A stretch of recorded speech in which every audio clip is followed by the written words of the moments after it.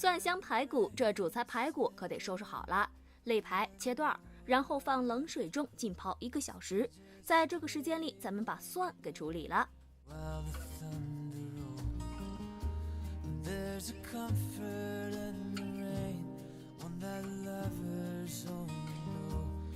排骨泡好后，把包好拍碎的蒜块跟排骨放在一起，下面就要调制腌味料了，生抽、老抽、白糖，比例你可以根据自己的口味和食材的多少进行调配，然后搅拌均匀，把排骨腌上30分钟，记得要保留酱汁哦。时间一到，锅底刷油，开火，火力不要太大，摆好排骨，下面就是等待啦。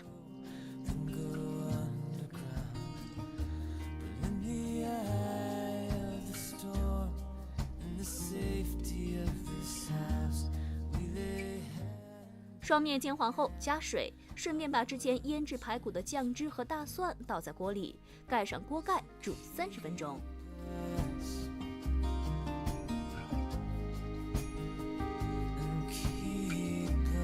汤汁烤干了，排骨也就好了，装盘，你呀就可以开动啦。